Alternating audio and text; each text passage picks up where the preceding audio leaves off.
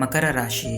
ಈ ವರ್ಷ ನೀವು ನಿಮ್ಮ ಕುಟುಂಬ, ಮನೆ ಮತ್ತು ನಿಮ್ಮ ಆಂತರಿಕ ಜವಾಬ್ದಾರಿಗಳ ಕಡೆಗೆ ಆಕರ್ಷಿತರಾಗುತ್ತೀರಿ. ನಿಮಗೆ ಹೆಚ್ಚಿನ ಜವಾಬ್ದಾರಿಗಳಿರಲಿವೆ. ಅದೆಲ್ಲವನ್ನೂ ಸಹ ನೀವು ಶಾಂತಚಿತ್ತರಾಗಿ ನಿರ್ವಹಿಸುವುದು ಮುಖ್ಯವಾಗುತ್ತೆ.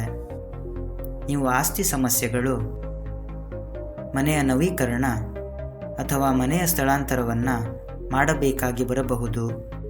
ನಿಮ್ಮ ಕೆಲಸದ ಸ್ಥಳದಲ್ಲಿ ಕ್ರಮೇಣವಾಗಿ ನಿಮ್ಮ ಪ್ರಯತ್ನಗಳಿಗೆ ಬೆಲೆ ಸಿಗುತ್ತೆ. ಹಣವನ್ನು ಕಾಳಜಿಯಿಂದ ನಿರ್ವಹಿಸಬೇಕಾಗುತ್ತೆ. ಅನಗತ್ಯವಾಗಿ ಖರ್ಚನ್ನು ಮಾಡಬೇಡಿ. ಸಂಬಂಧದಲ್ಲಿ ಪರಸ್ಪರ ಭಾವನೆಗಳಿಗೆ ಆದ್ಯತೆ ಮತ್ತು ಗೌರವವನ್ನು ನೀಡಿ ಮತ್ತು ಪರಸ್ಪರರ ಮನಸ್ಥಿತಿಗಳನ್ನು ಅರ್ಥ ಮಾಡಿಕೊಳ್ಳಿ. ನಿಮ್ಮ ಹೃದಯದ ಹಾಗೂ ಒಟ್ಟಾರೆ ದೈಹಿಕ ಆರೋಗ್ಯದ ಕಡೆಗೆ ಗಮನ ನೀಡಿ.